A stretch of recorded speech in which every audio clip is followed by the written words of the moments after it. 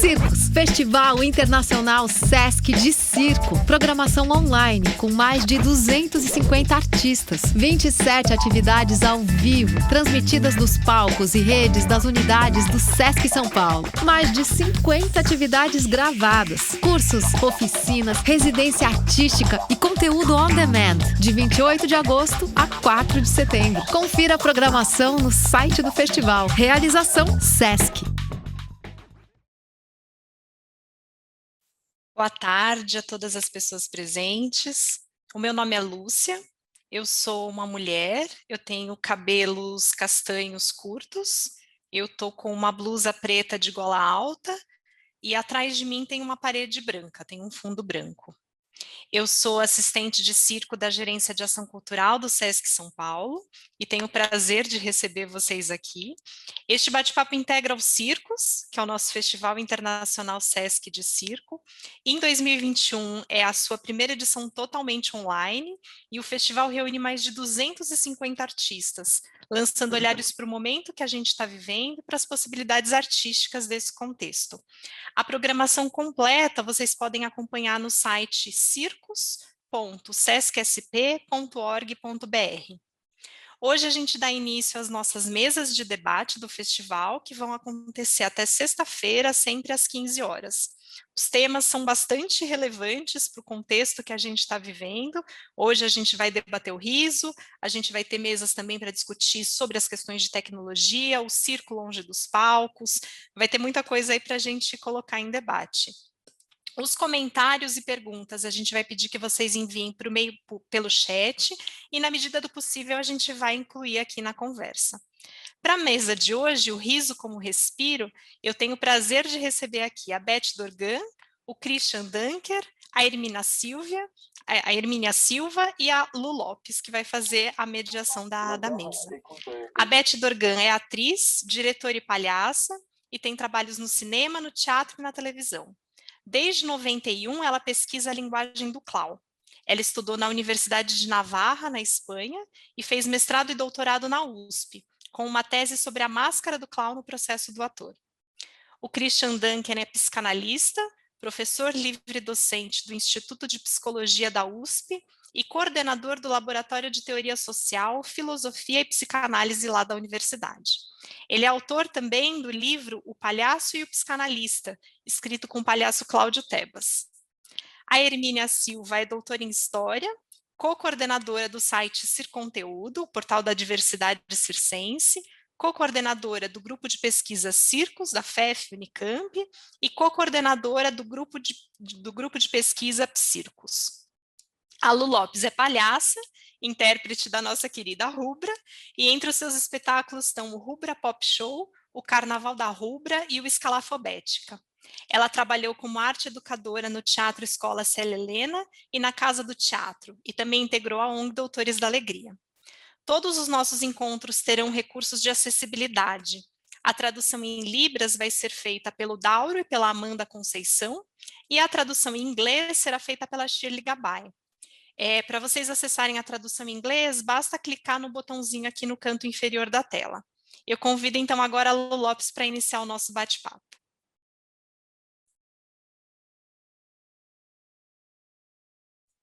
Você está sem som, Lu? Já riram? A sorrir, eu pretendo levar a vida. Foi chorando, eu vi a mocidade perdida. E essa abertura com este karaokê cafona, que faz a gente rir à toa, cantando e dando risada de nós mesmos em modo alta tecnologia humana, desafinado ou afinado. E com vocês aqui agora, estes convidados tão ilustres, teremos aqui Hermínia, que é a lona em pessoa, falando sobre a profundidade, uma lona acolhedora, né, Hermínia? Que acolhe com seu ativismo. Beth Dorgan, que com sua seriedade faz os outros rirem. Elizabeth Bequim é séria e só faz a gente rir. temos aqui Christian, que vai explicar para a gente, talvez, espero que sim, como é, que em meio a uma humanidade que faz com que desde o princípio, faz com, da educação, né? Desde o princípio da educação faz com que a gente se leve tão a sério. Como é que a gente se exercitando isso dentro da escola, como é que a gente vai rir de nós mesmos durante o processo da vida? Por isso, com vocês, estes convidados tão ilustres, meio risonhos, levando em consideração os louros e as mazelas humanas. Vamos nessa, no começo da conversa. Vou chamar aqui o Christian, para começar com essa profundidade, fazendo o processo reverso. Fazendo aqui um processo reverso, normalmente são as mulheres que começam. Aqui, faremos ao contrário. Começaremos com Vossa Senhoria, Christian Dunker. Tá. Obrigado, Lu. Eu sou um homem branco, pego de calças curtas, porque eu não pensava que ia ser o primeiro. Uma barba branca, com cabelos rarefeitos, cada vez menos, e vestindo uma camisa bege com livros ao fundo. E um prazer para mim, é uma honra estar do lado de vocês, assim, literalmente do lado e embaixo, de pessoas tão significativas para o mundo do circo, para o mundo da arte, né? E queria começar assim trazendo alguns elementos da psicanálise, da psicologia, para essa experiência profundamente humana que é o riso, né? Poucos sabem, mas o Freud se inspirou muito no Darwin, em muitas das coisas que ele falou. E um livro do Darwin pouco conhecido, né? Todo mundo, quando pensa em Darwin, pensa na seleção das espécies e na viagem do Beagle.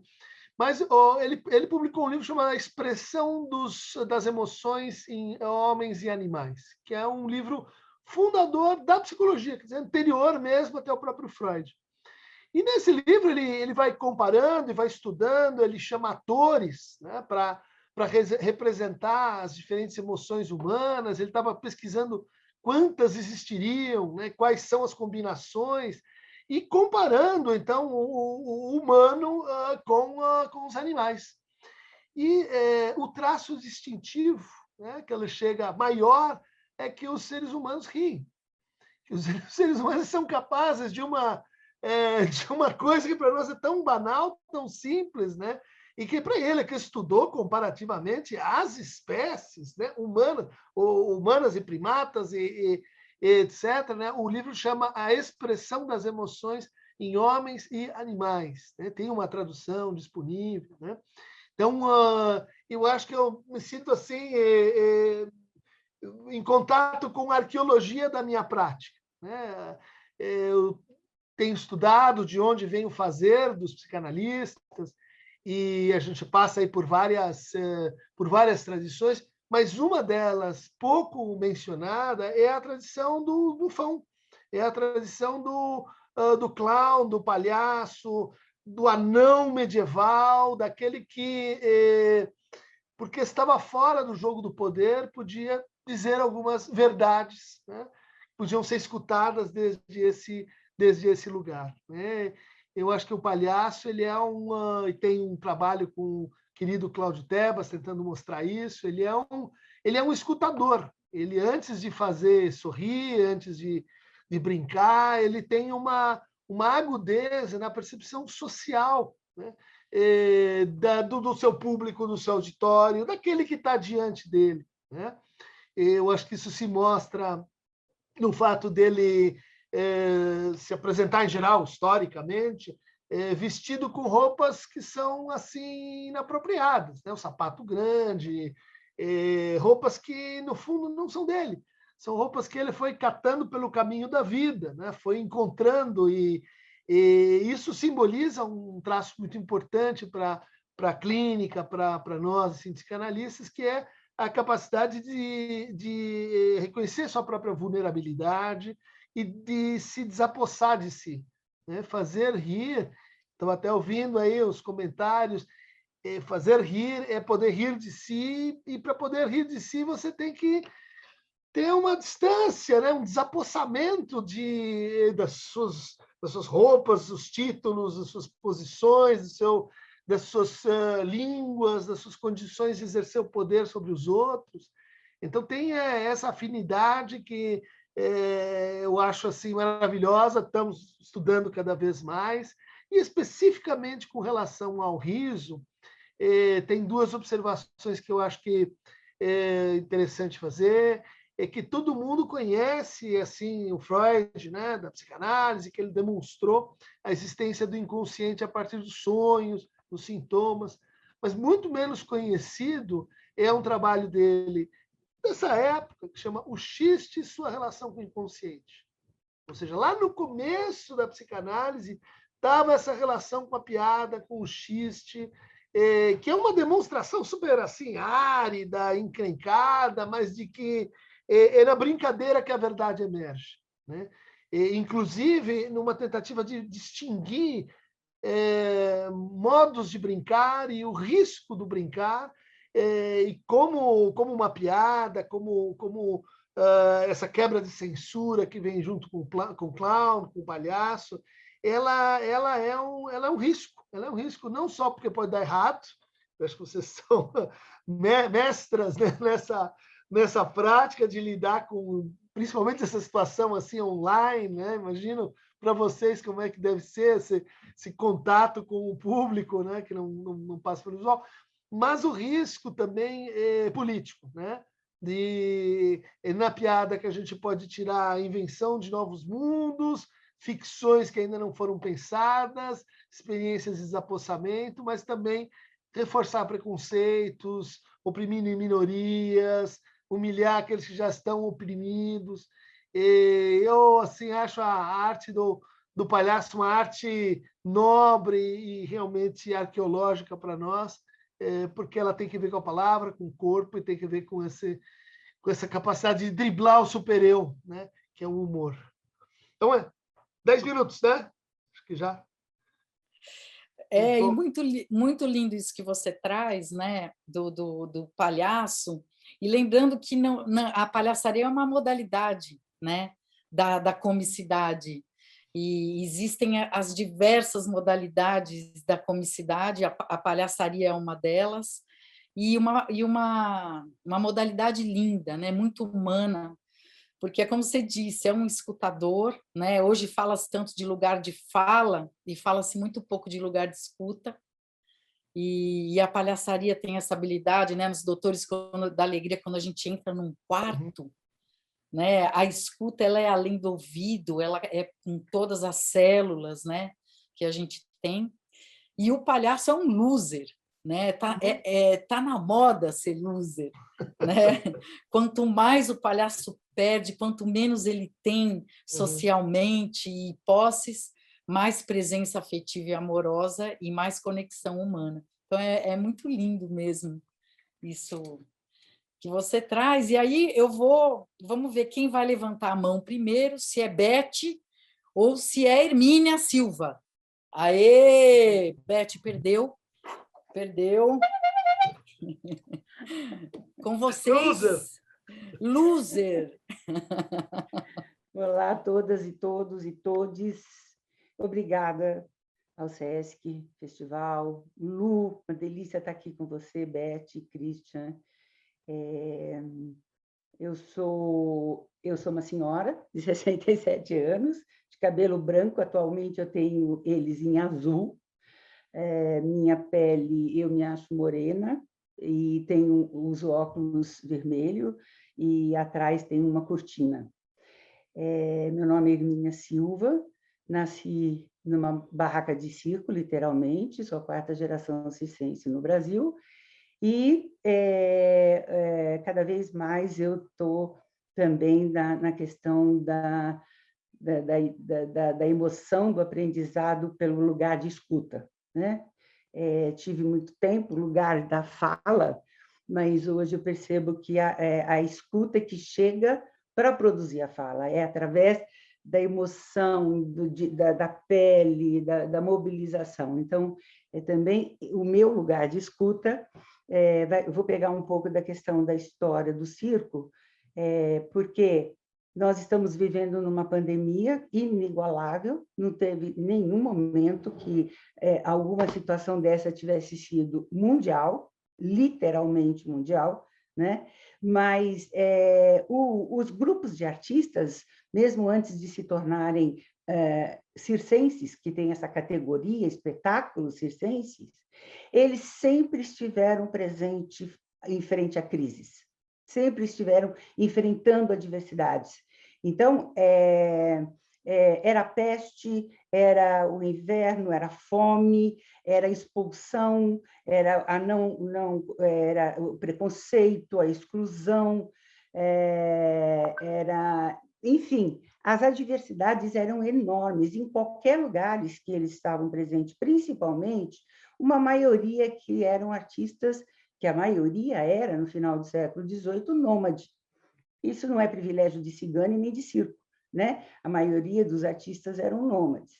Então, e eles, no seu modo rizomático de ser, porque, para mim, a questão artística, de qualquer forma artística, mas eu vou pegar aquela que me toca, né? Que é a linguagem circense e da comicidade, né?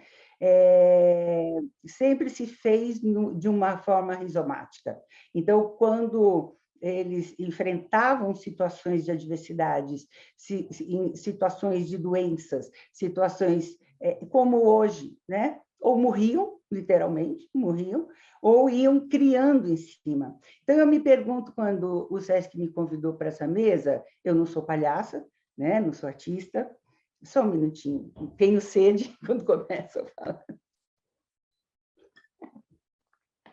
Quando o Sesc me convidou, assim, existe uma forma, a questão do artista, e existe a pessoa que é o artista, né?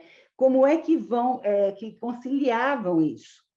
Porque é interessante que a questão da alegria, primeiro, da alegria mais do que o riso, porque o riso é outra coisa, né? A questão da alegria estava presente nestes profissionais artistas o tempo inteiro, porque se eles enfrentavam rizomaticamente os encontros, e nesse encontro eles produziam obstáculos, eles iam produzindo outros encontros, e assim sucessivamente, em cada encontro desse, e eu estou falando para os artistas de hoje também, em cada encontro desse, eles se alimentavam para o bem e para o mal, se alimentavam daquelas adversidades e eram obrigados a estar criando, ser um modo criativo de ser o tempo inteiro, inventando, se reinventando, ao mesmo tempo que eles havia um núcleo entre eles, as transformações e mudanças eram constantes,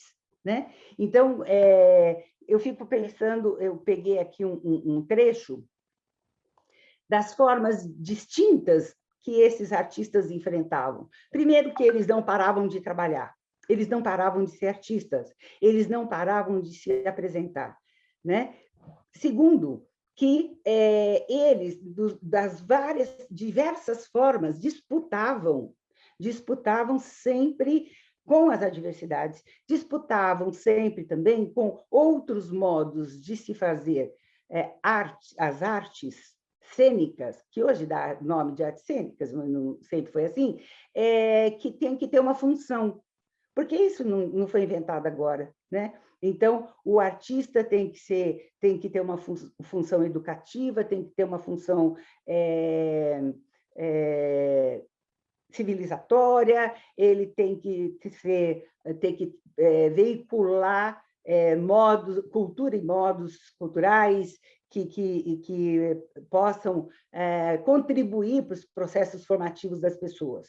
Então, tem que sempre ter uma função. No entanto, o que eu, no meu lugar de escuta, o tempo inteiro, seja lá do século XVIII e XIX, como seja da semana passada, numa classe de alunos agora, do 21, o meu lugar de escuta, o que prevê é o seguinte: a cada encontro, são nos encontros que os artistas vão utilizar todas as suas caixas de ferramentas. E que essa caixa nunca está completa, ela sempre se completa no encontro, os encontros, ninguém sai igual nos encontros, né? E estes encontros, ninguém sabe o que vai acontecer. Então, mesmo os artistas acrobáticos que tinham na questão física o seu modo de fazer, esses mesmos artistas, quando cômicos, palhaços, porque até então só tem o masculino de palhaços, esse personagem da comicidade e que depois vai se consolidando como nome de clown, palhaço, pajace e várias outras denominações, eles, nos seus encontros, ele vai com essas caixas, com essas ferramentas, mas não quer dizer que ele tenha condições de controlar o que está acontecendo, porque ele não sabe dos efeitos disso, né? É sempre a improvisação no sentido da surpresa, de pegar o acontecimento é uma surpresa, né? E vocês, Lu, principalmente, Beth, que trabalham com isso, Lu, que também trabalham na rua, trabalham em instituições, por exemplo, eu formei com o grupo Psircos, que é a Carolina Matoso e a Marcela Leno, que a Marcela é psicóloga, a Carolina é graduante de psicologia e eu sou historiadora. Mas a gente viu a quantidade que estava tendo de produções de circo e psicologia circo. Tanto o Christian, que você e o Cláudio foram a segunda bibliografia que nós lemos nos nossos debates do grupo. Então, a primeira foi da gente mesmo, né? Por isso. E a segunda foi a sua. Então, a gente tem encontrado muitos campos de escutas, né? Por exemplo, na área da saúde, em particular na área da saúde mental, da questão que você vai exercer, realizar, fazer algum processo artístico em alguns lugares com a intenção de curar, intenção de trazer felicidade, intenção. E eu não tenho problema quem tem essa intenção, mas para nós, a intenção é o estar presente no encontro entre dois corpos multidões.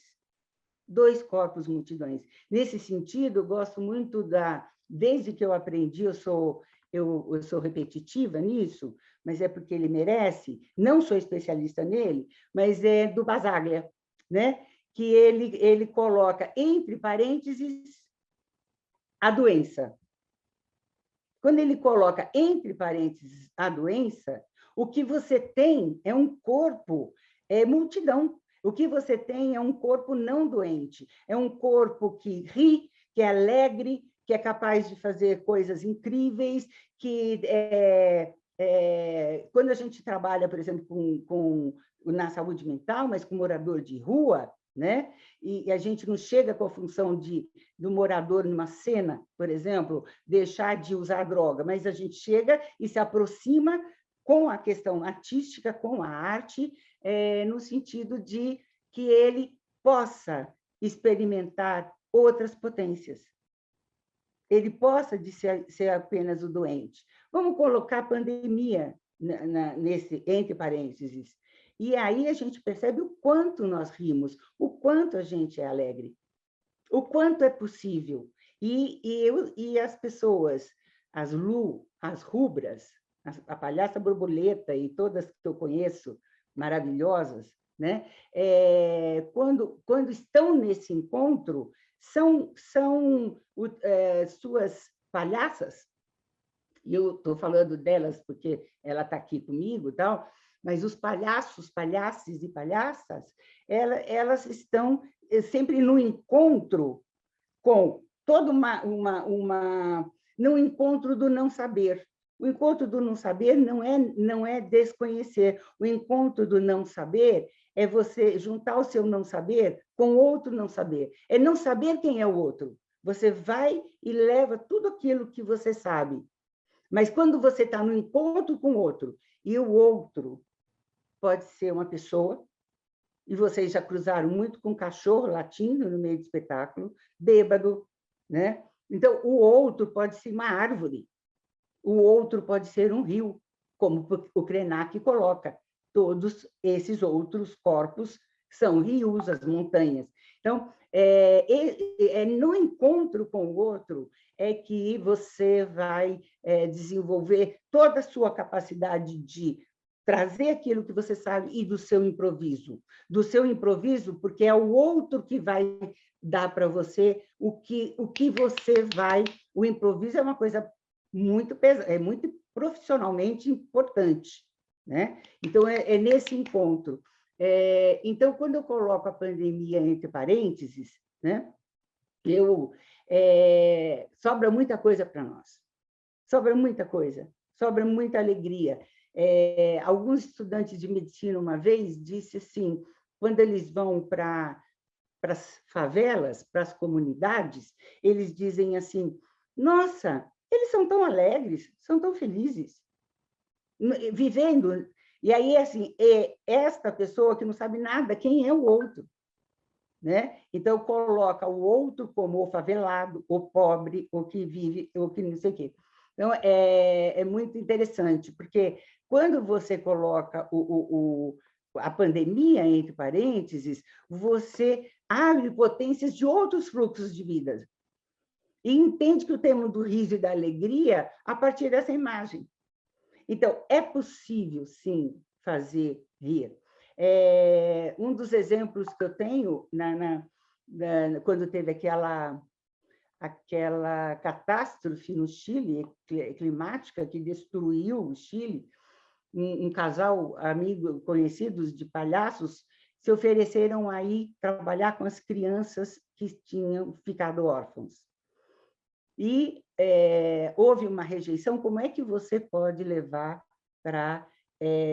como é que você pensa ser palhaço numa hora dessa e fazer rir? E eles insistiram que isso era possível, necessário, né? Deixavam de ser crianças órfãos, crianças que tinham sofrido, para serem crianças, brincantes, de brincadeira. E eles, quando chegaram lá, todo mundo se surpreendeu. E porque também não foram só as crianças que ficaram encantadas de pôr a questão entre parênteses e ver o quanto existe nesses corpos multidões muitas outras coisas, né? Eu vou encerrar minha fala, porque quando você coloca os corpos, a doença ou a pandemia entre parênteses, você também deixa de ver esses corpos como uma coisa docilizada, docilizar os corpos, né? Porque tornar o corpo doente ou só não ter alegrias, não provocar alegrias, é tornar esse corpo doente, com emoção, com todo o corpo, né?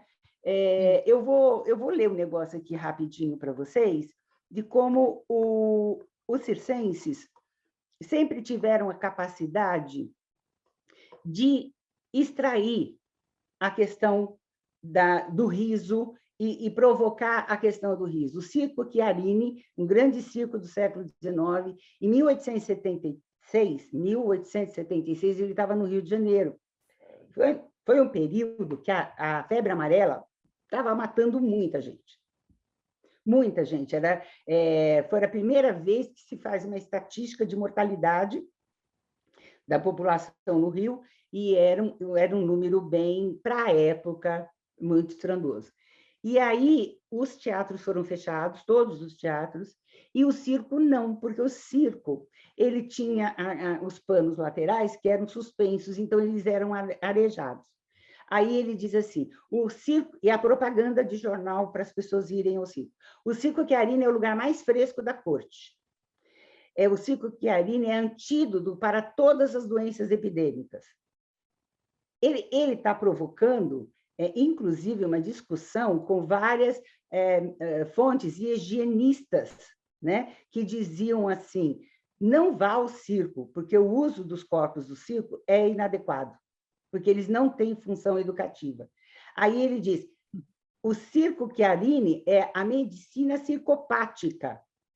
É o remédio mais poderoso contra o flagelo atual. Ele está colocando a febre amarela entre parênteses, mesmo que ele não esteja... Eu faço essa interpretação.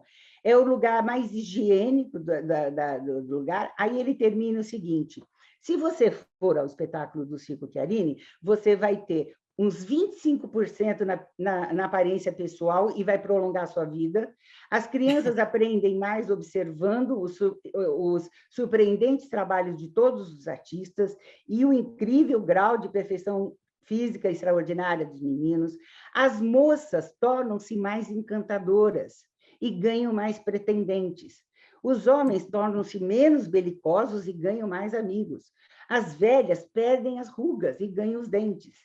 Os magros ganham carne e os gordos diminuem o corporal. Veja, essa é uma coisa do Chiarini, da questão rizomática deles. Eles enfrentam uma febre amarela, estão numa situação de flagelo, e eles vão levando, colocando entre parênteses, essa questão da doença. E aí, podendo revelar nas pessoas as outras coisas que ele pode trazer de bom, de alegre, de provocar o riso. Veja, eu já estou estourada, né? A integração humana, né, Hermínia? Sim. É a integração. Que nem diz uma amiga nossa, eles exerciam e exercem, de fato, as altas tecnologias humanas. Você conhece ela? Conheço. Então, eu vou só passar, finaliza só para passar para a Elizabeth, da Queen, e porque depois ainda tem um tempinho para a gente fazer os rizomas.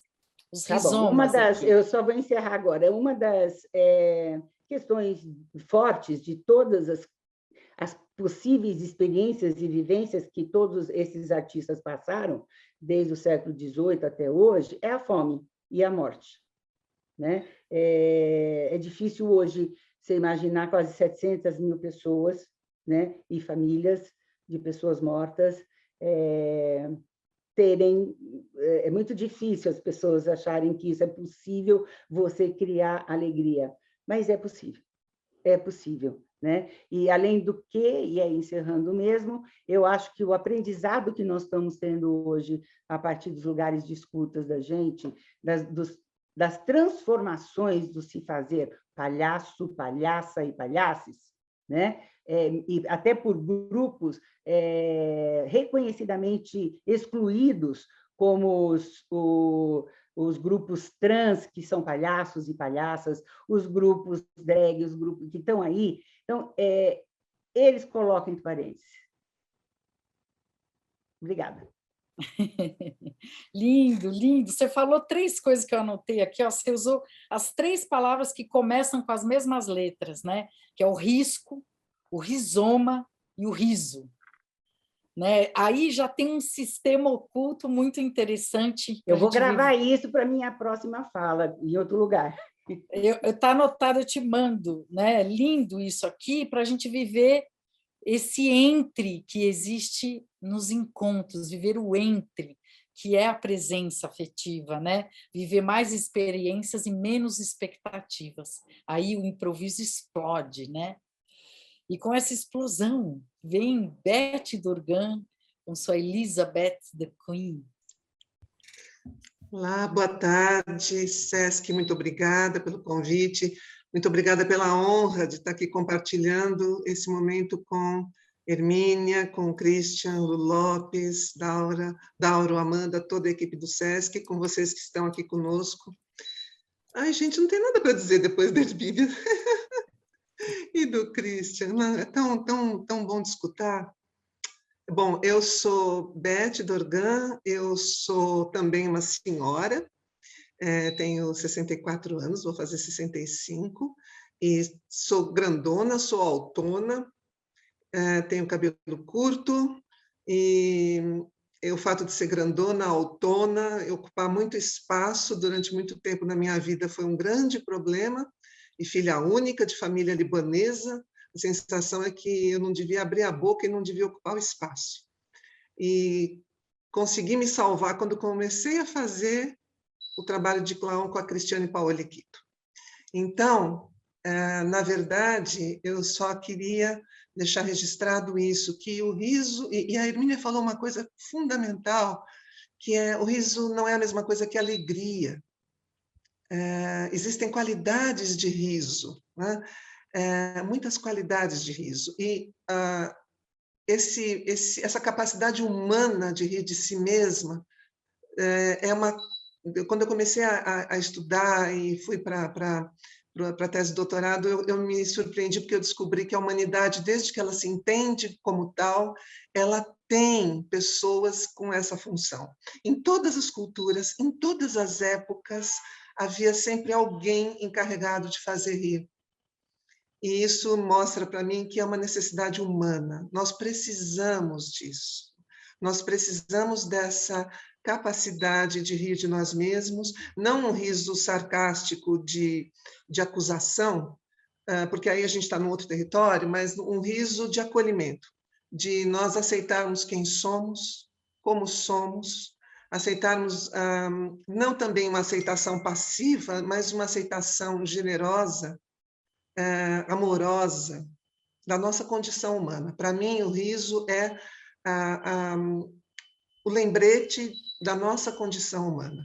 E eu, como tenho esse trabalho com palhaço há muitos anos, é um trabalho, na verdade, que me curou, parcialmente. E que me fez entender que o fato de eu ser grandona, de eu ser fora do padrão, que eu sempre fui fora do padrão, não era um problema, mas podia ser um trunfo. E isso me ajudou a ter uma conexão maior com as outras pessoas. Marco Antônio Rodrigues, que é um grande diretor de teatro, uma pessoa maravilhosa, ele diz agora na pandemia que nós não temos que resistir, nós temos que reexistir. E, para mim, o riso, e eu falo especialmente do trabalho do palhaço, da palhaça, porque é onde eu transito mais, mas é exatamente esse trabalho de nos conectar novamente com a vida, principalmente nesse momento que nós estamos vivendo.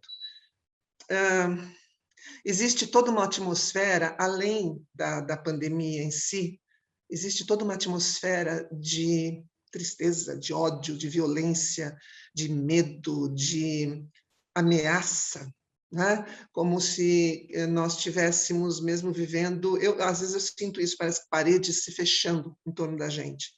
E parece que isso é uma proposta. E eu acho que o riso, nesse caso, pode ser uma reação de subversão. O riso como a capacidade humana de se ver como tal e, principalmente, voltando ao que a Hermínia falou, que o Christian falou, que a Lu falou, a capacidade de escutar o outro. A capacidade de escutar o outro. Talvez seja a capacidade de deixar de lado um pouco os adjetivos. Nós temos muito essa tendência de adjetivar todo mundo, né? E olhar para aquele ser humano que está na minha frente, seja presencialmente, seja aqui na plataforma, como um ser humano que vai me surpreender, como um ser humano que tem coisas para me dizer e que eu não sei que coisas são. Da mesma forma que eu vou me surpreender comigo mesma. Isso é uma coisa que eu converso muito com os alunos lá no Célia Helena, na faculdade e na EAD, onde eu dou aula, nesses dois lugares. Normalmente eu trabalho a máscara do palhaço, não para formar, eu falo, não estou formando palhaço, eu estou trabalhando com pessoas, seres humanos, artistas, e, através da máscara, lembrando que nós temos que nos conectar com os outros, nos conectamos conosco, e essa é a base, para mim, é a base da arte, é a base da vida, é a base da relação humana. E o riso, para mim, é um alimento. O alimento da nossa alma, o alimento ético, porque, como foi dito já aqui pelo Christian, não é um riso banal, não é um riso que visa humilhar, nem fazer com que outras pessoas que já são oprimidas se sintam mais ainda ou sejam mais ainda. Muito pelo contrário. É um riso de alimento, é um riso de acolhimento. E eu acho que, neste momento, sempre me perguntam, mas dá para rir na pandemia? Dá, meu irmão, dá para rir na pandemia.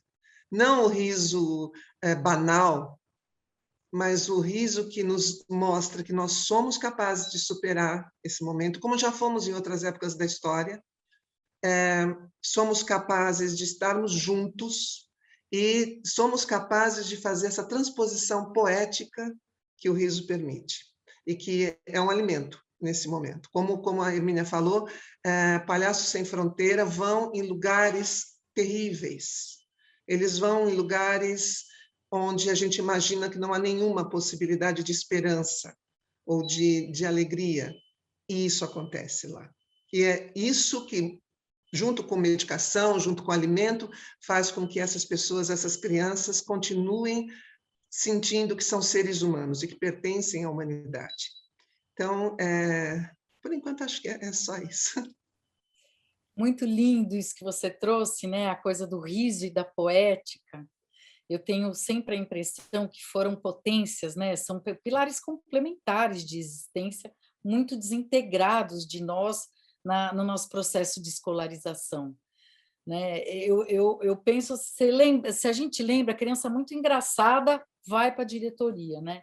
Criança muito poética, muito contemplativa, tende a sofrer bullying, né? Porque está sempre em muitos espaços internos, né? Nos entres, está sempre nos entres. Criança muito criativa, sempre é diagnosticada com alguma coisa e tem que tomar um... Hoje ela toma remedinho porque ela é hiperativa. Então, ela toma remedinho para ficar calma. Então, é muito interessante essa perspectiva, né, da comicidade como um pilar complementar de existência que foi desintegrado da gente. A gente não praticou isso, né? Não praticou a poética. Eu ouvi num dos vídeos do YouTube, do Christian, do YouTube, ele falando sobre a anatomia do riso, né? Sobre a caricatura, a importância da gente experimentar a caricatura humana, as modalidades que o riso pode ter, né? Eu vi aqui o Haruki falando, tem o sorriso, a risada, a gargalhada, o riso nervoso, né? O riso... e por aí vai. Então, você pode falar um pouco disso, e que se junta um pouco também com o que o Alexandre coloca aqui, que é o risco do não saber, né? Da gente estar no entre aí, que a Hermínia falou, no entre dos encontros, vivendo um estado rizomático, tentando se conectar com aquilo que nos integra, né? Sem saber a real potência humana, né?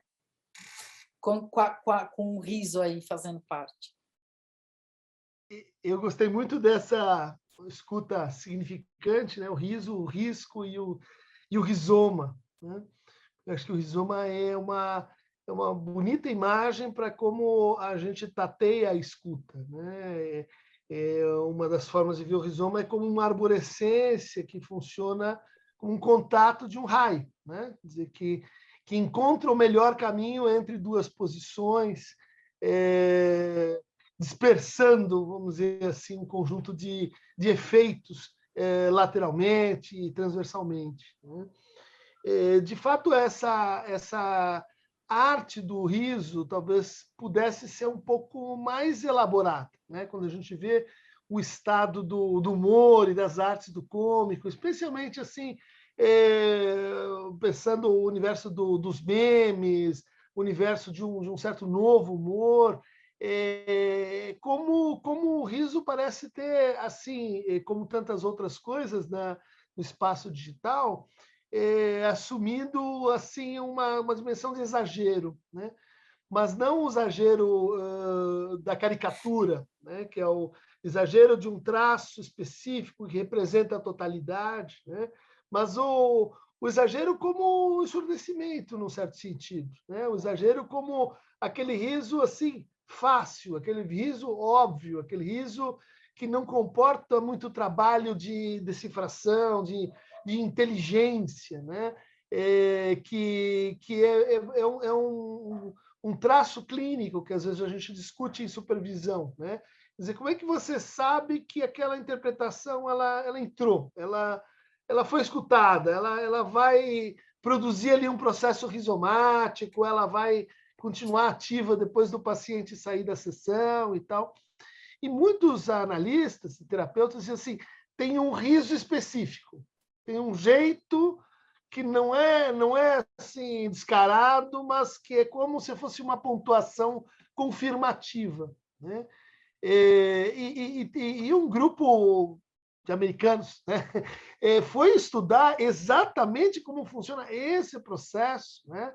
E eles chamaram isso de momentos agora, né?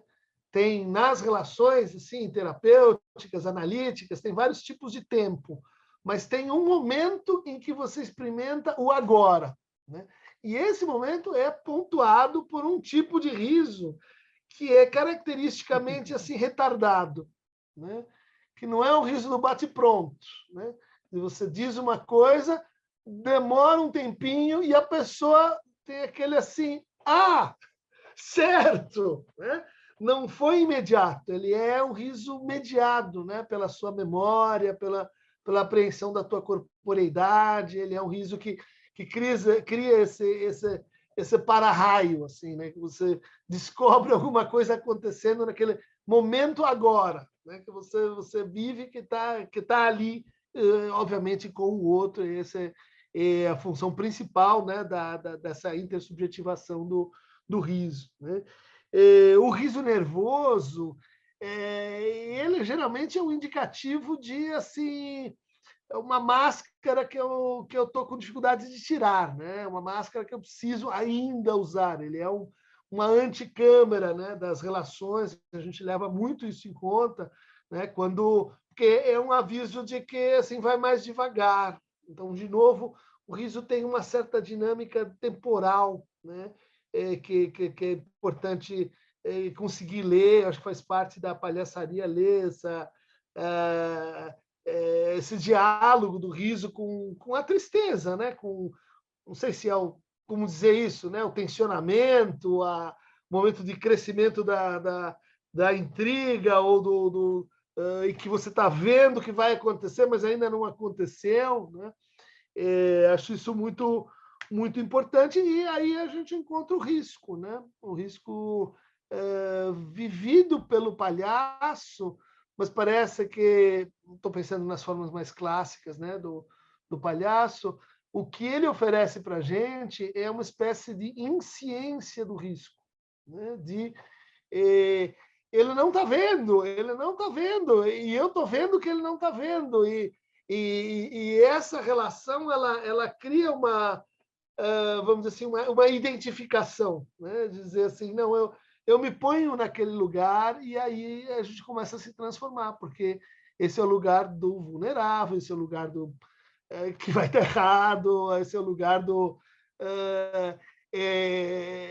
talvez o contrário, né, daquele lugar angustiante que a gente já tem naqueles filmes de terror, em que as mocinhas estão debaixo de uma lona, perto de um lago escuro, e daí você diz, não, tomar banho não, lago não, daí eles, vamos tomar banho, daí eles levando para tomar um banho, você diz, não entra no lago, e não fica nua, e daí fica nua, e entra no lago, e o jacaré vem e come, né? Quer dizer, você está sendo levado por um ponto de identificação que também é de risco, que também aquela pessoa está em perigo, mas ela não está vulnerável, né? Ela é um outro tipo de insciência, um outro tipo de não saber.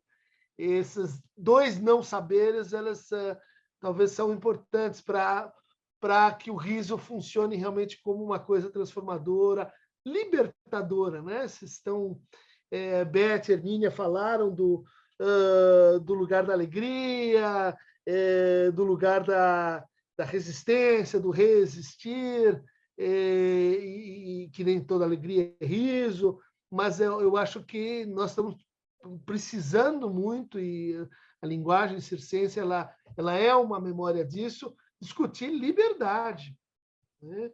A gente tem falado muito em assim, defesa, resistência, mas liberdade, né? O circo vem uma experiência maior de liberdade, né? De não territorialidade, de você se sentir pertencendo a uma comunidade sem ser um condomínio, sem ser um pedaço de terra que é seu, um pedaço de corpo que é seu. Acho absolutamente faltante isso assim na conversa geral hoje.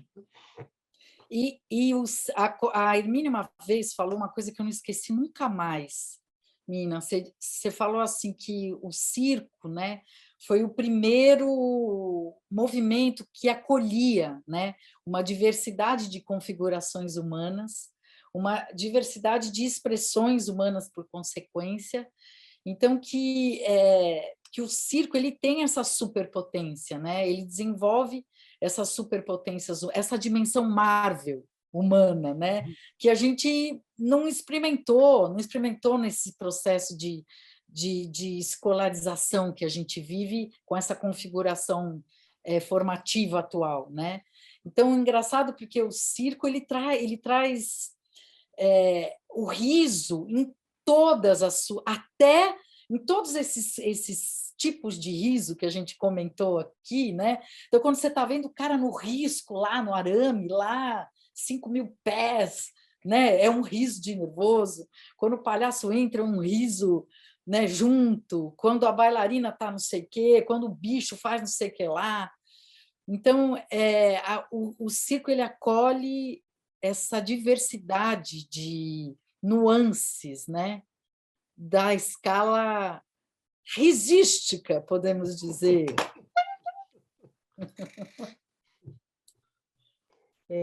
Para mim, né? Não sei, eu estou assim. A gente não precisa ser formal aqui, eu acho que a gente pode abrir microfone, né? Eu acho que assim, ele não foi o primeiro, porque ele é herdeiro, entendeu? No sentido de que ele é herdeiro de uma multidão de artistas, da diversidade de artistas que já faziam isso. Mas ele manteve essa característica, com várias mudanças e transformações no seu modo de organização do trabalho, mas manteve a característica de ter nele todas as expressões artísticas, tecnológicas, humanas. Eu não estou falando de aparelho, né? Não estou falando de tecnologia, nós estamos falando de tecnologia humana, das potências, das diferenças, da diversidade, né? Ele nasce numa situação europeia de brancos, né? E colonizadores e escravocratas nas suas colônias, né? Mas ele não chega só branco ou branca, né? Ele não chega assim, ele chega também trazendo junto com esses grupos familiares circenses, a cada lugar que eles passavam, eles incorporavam pessoas, artistas ou não, e incorporavam as linguagens artísticas dessas pessoas. Então, é por isso que é a questão rizomática o tempo inteiro, de se alimentando, de cruzando, encontrando, copiando, imitando, transformando, né? Produção contínua.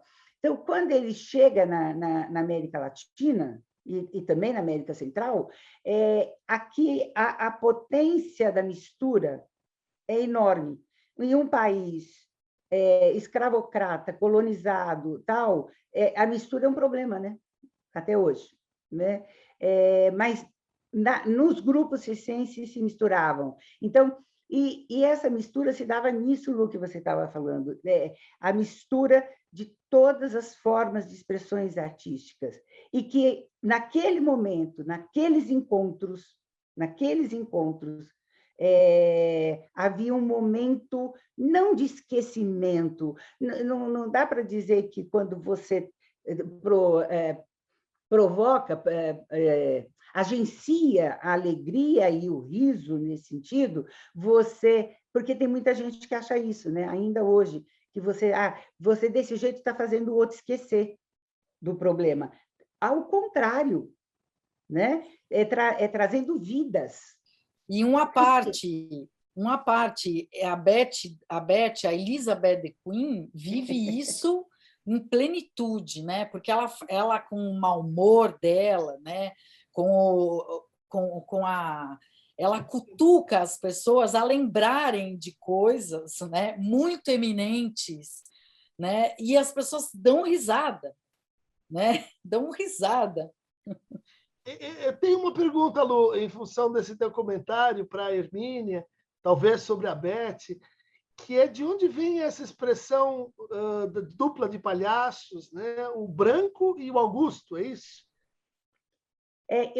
Eu não trabalho direito com essa dupla. Eu reconheço em várias atuações que um exerce um papel e outro exerce outro papel. Mas eu não acho que o processo histórico da produção dessa comicidade foi o tempo inteiro assim. São conceitos que vão se forjando, são conceitos que vão formalizando, são conceitos que servem para alguns momentos, são conceitos que não servem.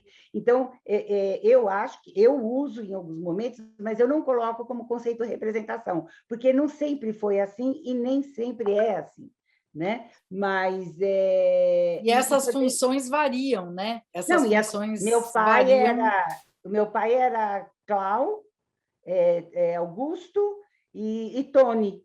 Ele era um péssimo palhaço, mas ele tinha que entrar, todo mundo tinha que aprender tudo, né? Ele era péssimo ator no teatro, no circo teatro, e consequentemente péssimo palhaço, né? Porque para mim uma coisa está ligada na outra, né?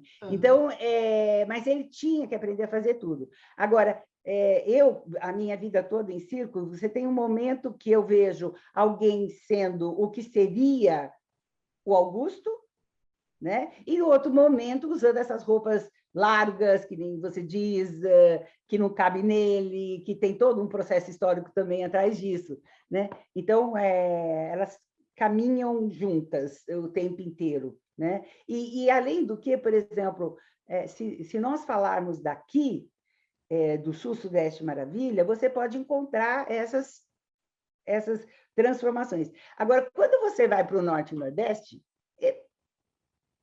é outra coisa, entendeu? É outra coisa. Que, assim, nas capitais, você até vê essa questão dos conceitos se instalando, mas quando você vai para o interior do Norte e Nordeste, lá no barco, na Amazônia, de grupos de palhaços e palhaças e não sei o quê, funciona de outro jeito, né? Então, temos que decolonizar nós mesmos em relação lá em cima. Então, é isso. Mas e vamos...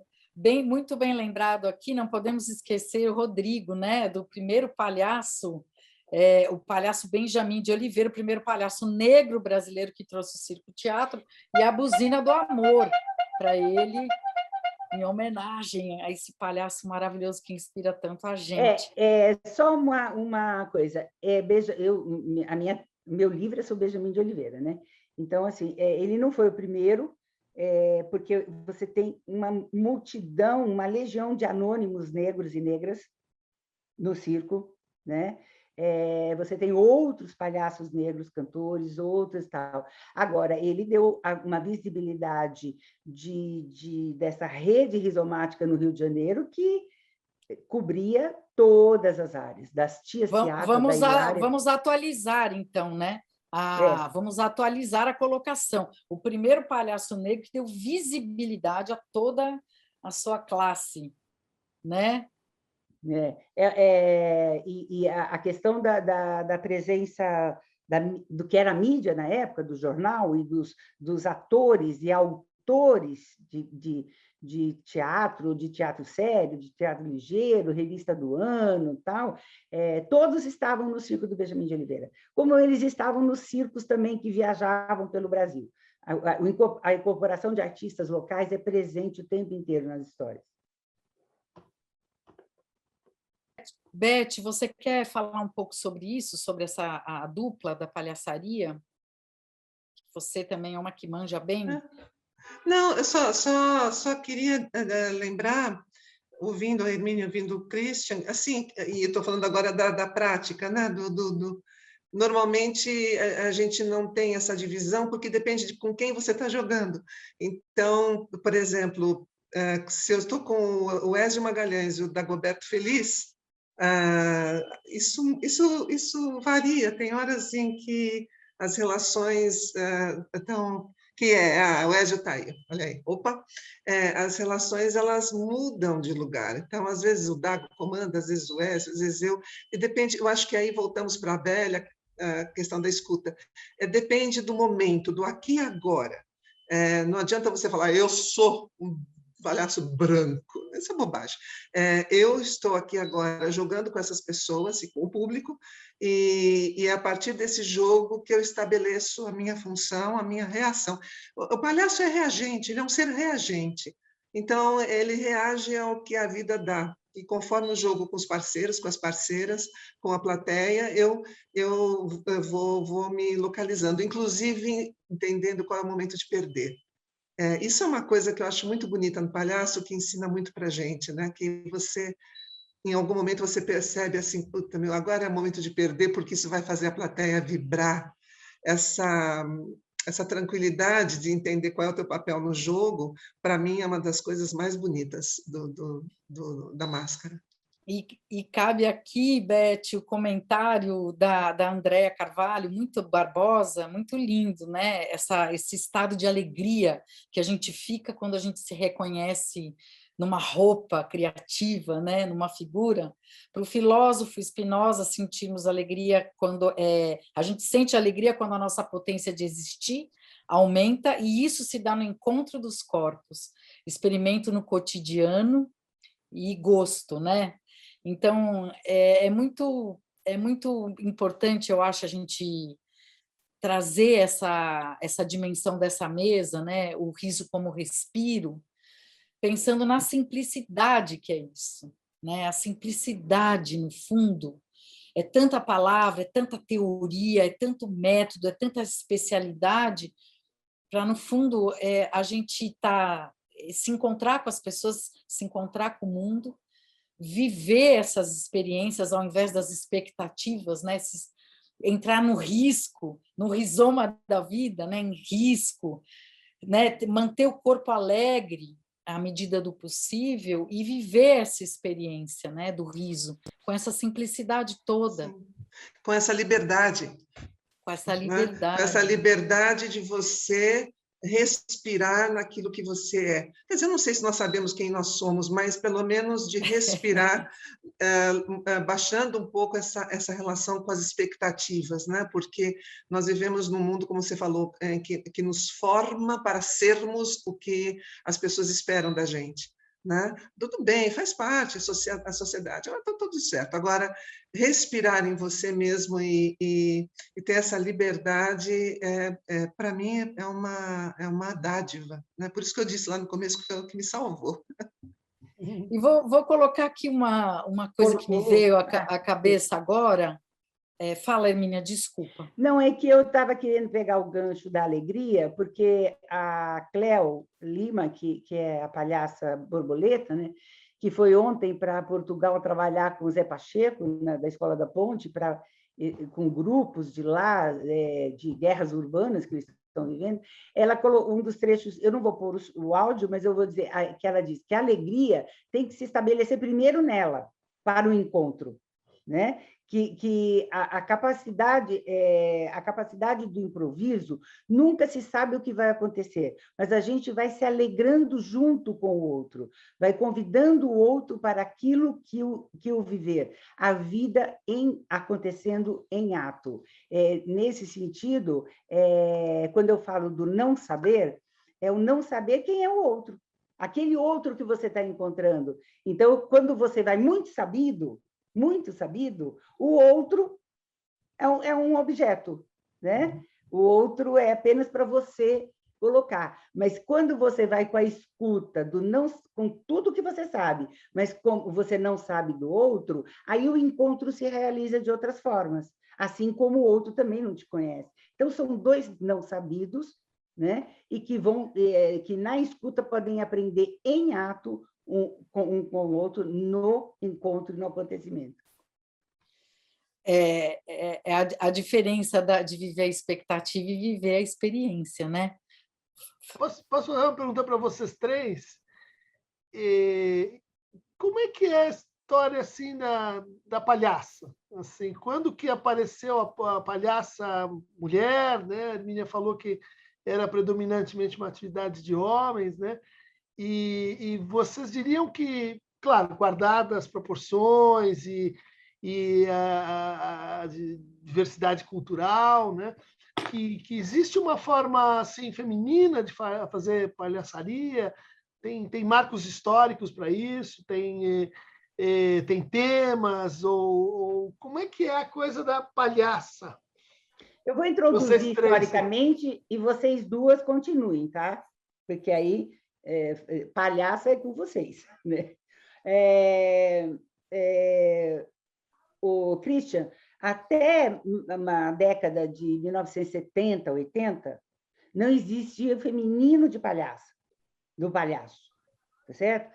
Elas eram consideradas cômicas, tinha comicidade, elas eram caricatas. Para mim, tinha várias formas de como elas trabalhavam que era uma caracterização de vários palhaços homens, mas não existia o feminino. É muito longo, assim, tem que fazer toda uma questão de contextualizar a questão da moral e do costume, porque o palhaço tem, ou a palhaça tem, uma questão de chegada de corpo, né? Tem um corpo que trabalha de uma forma diferente, e até 50, 60, a moral e costume... Até hoje você tem circo itinerante de lona, eu não chamo de tradicional, mas você tem circos, grupos de circo itinerantes de lona que falam, palhaça não existe, né? Nega. Tem uns... Dita palhaça chamego, né? O palhaço chamego. Só que ninguém sabia que ela era mulher, né?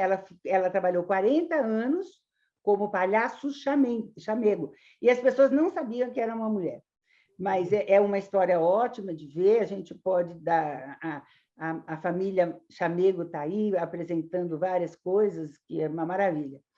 Então, mas aí, a partir de 70, 80, você tem mudanças significativas no modo de organização do trabalho do circo.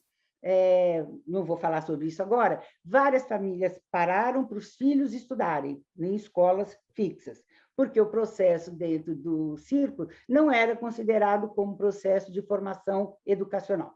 Uma bobagem, problema. A Lu falou uma hora assim que a coisa da educação devia conter, né? O que eu falo quando você aprende as artes em geral e o circo em particular? A pessoa de qualquer idade tem que trazer a vida para dentro do aprendizado. Não dá para você tirar a vida, tirar a capa da vida, pendurar ali fora e aí ser tratado como aquela multidão sem vida, né?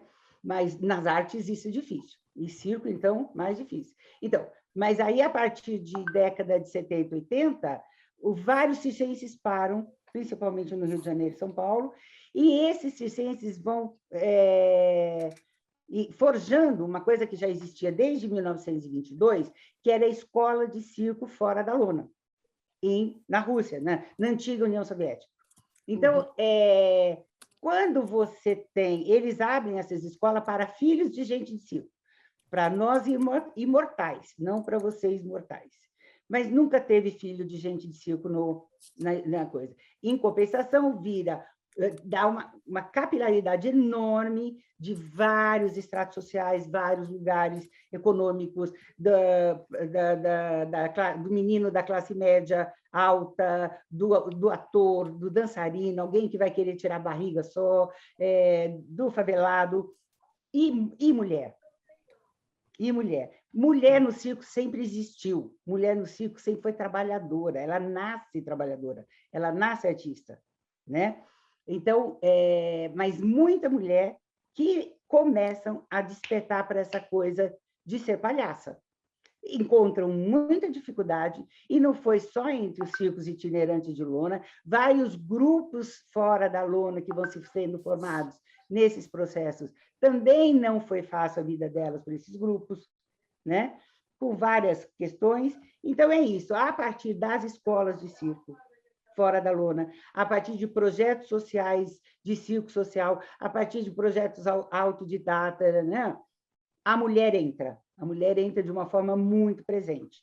Então, você tem isso já no início, no final da década de 70, começo de 80.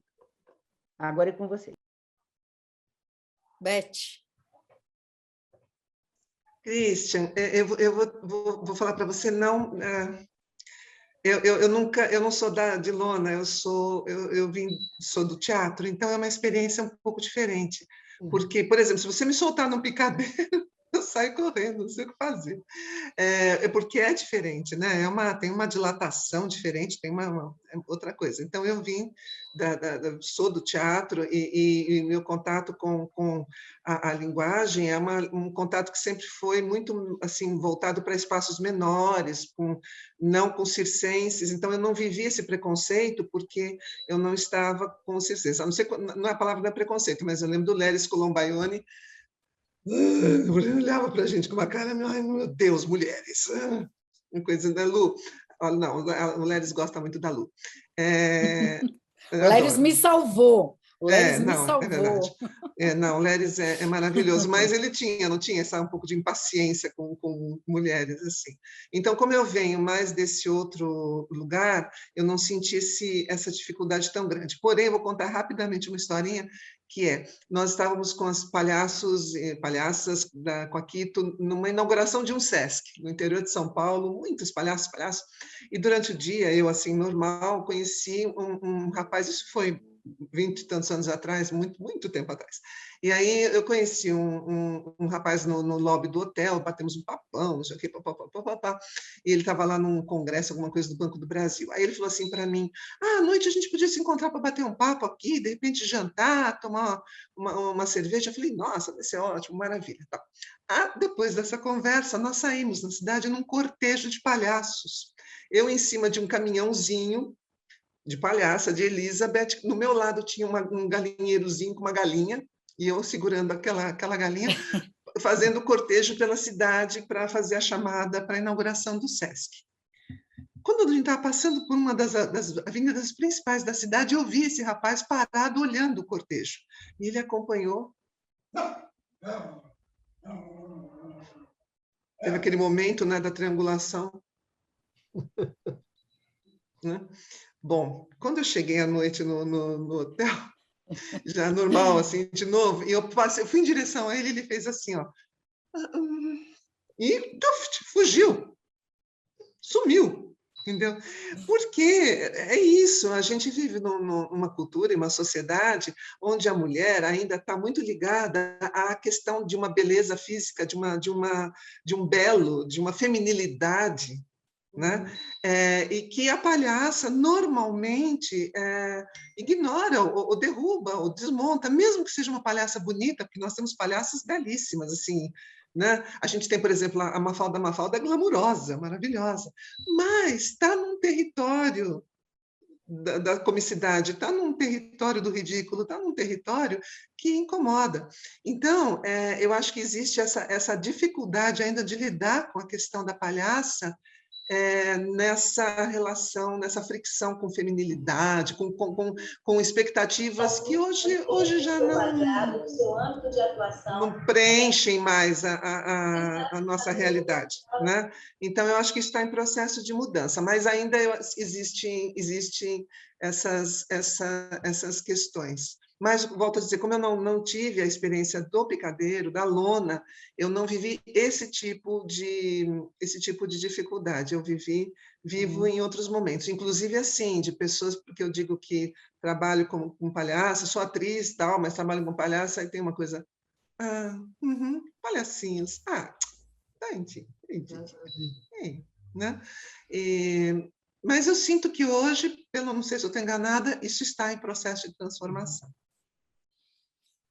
Eu vou até pegar o Léris, né? Só para atualizar percepções. O Léris, eu sentia ele muito irritado, inclusive com homens também, porque o Léris é uma pessoa, eu sentia a linguagem dele caminhando muito para o clássico, né? Para o clássico, para o simples. Então, tudo que fugia muito disso, homem e mulher, ele se irritava. Eu tenho essa impressão, mas isso é muito né, de vivência, de experiência. Mas eu amo ele, viu? Eu amo ele. Todas nós, né? Mas a minha experiência ela foi eu lia muito arrelia, muito. Meu pai convivia com essa turma, então arrelia, o circo, eu tinha livros e eu me encantava muito. E eu sempre tinha essa comicidade já. Então a minha primeira experiência foi assim numa peça da escola que eu era a tia Anastácia, branca, né, de olho claro, ruiva de olho claro, e eu fui a tia Anastácia. E essa experiência já desenvolveu uma inteligência, né, de me transformar em tia Anastácia, nos anos 70, isso, né? Foi 76, isso, na Escola Pacaembu. Então, eu entrei em cena para salvar a Narizinho, que tinha esquecido uma fala. E a escola inteira, ela ficou, era assim, todo mundo quieto, não sabia o que fazer, aquele branco, sabe? Aquele branco, todo mundo já passou na vida. E eu, nesse momento, entrei de tia Anastácia, eu tive uma experiência de presença afetiva muito grande naquele instante. E comecei a improvisar intuitivamente. E aquilo salvou, as pessoas riam muito, eu não sabia por quê. Então, eu me descobri palhaça aos 6 anos de idade, assim, tendo uma experiência de lucidez que nunca mais eu esqueci e que foi me levando por afinidades, né, para cá e para lá. Eu vivi o Célia Helena, eu experimentei muitas dimensões da rubra, eu vivi essa experiência, eu era uma palhaça bonita, então eu vivi essa experiência de colocar a peruca e disso me libertar de cantadas, né? E eu poder ousar na comicidade, ousar, arriscar mais nas relações, nos encontros. Então eu fui encontrando contornos que me neutralizassem para que eu pudesse viver em plenitude a minha expressão e os meus encontros, o entre, né? E nessas eu fui pisando em picadeiros de circo de lona, né, e tendo encontros de muita afinidade com os donos de circo, que me convidavam, inclusive, para ir embora com o circo e virar mestre de pista, né? Então, finalizando aqui uma percepção, né, sobre a potência do riso como pilar de... Assim, concluo, e vocês vão só apontando aí para a gente indo para os finalmente. Apareceu mais uma pergunta, Lúcia, será que a gente vai ou finaliza? A gente já está quase no limite, assim, acho que se a gente tiver mais alguma pergunta, a gente pode, já com ela, fazer as nossas falas finais. Acho que a partir das respostas a gente já finaliza a fala de cada um. Zinho, a gente também aqui está aquecendo, parece, né? Parece que está aquecendo, temos que continuar no boteco virtual depois, como a Hermínia falou. Então, eu sinto que a experiência, né, da potência da comicidade dentro do nosso organismo é um investimento que poderia cada vez mais entrar nos territórios pedagógicos, né, como com dinâmicas de experiência, assim como a criatividade, a poética, e não com cuidado de não virarem instrumentos pedagógicos de controle, né, com um destino e uma finalidade, mas para que a gente pudesse, desde criança, começar a se conhecer com integridade, integrando todas essas potências, porque o riso é revolucionário e evoluciona, né? Evoluciona, faz com que a gente se conheça e possa caminhar para as coisas que a gente nasceu, porque vai se descobrindo na vida que nasceu para fazer, né? Com essa potência, né? Do riso, poder viver enterros cômicos. O meu pai morreu em outubro, e eu, do lado do caixão, né, a gente levou as pingas dele, que ele cultivava, as pessoas foram chegando com todos os protocolos, a gente imitou, contamos piadas, histórias deles. Então, como essas potências da risada, né, do riso, da comédia e da poética podem nos ajudar, né, a viver momentos muito profundos e desafiadores com integridade, né, com a integridade humana, com a real dimensão humana. Eu vou fechar, então, porque tem umas perguntas aí que, para responder, precisava de um outro... Pois é. Tá difícil. Mas o Ivanildo está perguntando onde é o endereço do boteco. Depois a gente passa para ele. Eu também não sei, Ivanildo. Mas eu vou fechar um pouco o que todo mundo falou, e a Lu agora, na questão das potências, é que, de uma forma geral, os artistas, né, eu percebo isso muito forte nas palhaças, palhaços e palhaces, e é um lema que a gente tem muito forte nos frontes onde eu trabalho, tal, que é a arte como produção de vidas. Né? Então, não é a arte como uma função, não sei o quê, a função dela é produzir vidas. O que dessas vidas vão ser, eu não sei, nós não sabemos, mas essas vidas são produzidas em ato, né? E nesse fechamento também, é que assim, a gente tem a questão, quando a gente trabalha a arte como produção de vidas, e cabe isso nessa pandemia, porque nós trabalhamos na área da saúde desse jeito também, é assim, produção de vidas, porque toda vida vale a pena ser vivida, na sua plenitude. Então, como toda vida vale a pena ser vivida, então a gente vai colocar um monte de coisa entre parênteses, levar alegria, levar o riso, porque é possível. Né? E eu queria fechar com isso, fazendo um esticamento do que a Lu falou. Christian, suas maravilhosas considerações de youtuber. Não, queria agradecer a vocês pela oportunidade, assim, e tem uma questão pendente sobre os palhaços e a terceira idade, né? E para terminar, eu diria que eu me encontrei com a palhaçaria num certo momento de elaboração assim de transição etária, né? De me descobrir, enfim, indo para velhice, não sei como dizer, e isso foi bastante libertador para mim, assim, do ponto de vista de que o encontro com o Tebas, o encontro com esse universo em que você pode descansar um pouco de ser, né? Professor, homem, branco, universitário, né? Você vai pesando a coisa e isso aconteceu um pouco dentro do YouTube, assim, que eu comecei dando aulas e de repente virei o tio Cris, né? Para ninguém encher demais o meu saco. Então, exagerei um pouco assim a corrida para chegar lá e tem sido muito mais divertido, né? Dar aulas e falar aí com as pessoas sem ter assim o peso todo, né, que a gente tem quando é mais jovem. E um canal muito, muito interessante, assim, muito legal, tem 290 mil pessoas, e é uma delícia ver, né, a psicanálise, né, e ainda mais você ligado ao Cláudio Tebas e à palhaçaria, e aqui com a gente, então um agradecimento em nome de todos nós aqui. Que você continua lá, quem quiser está sempre lá, né?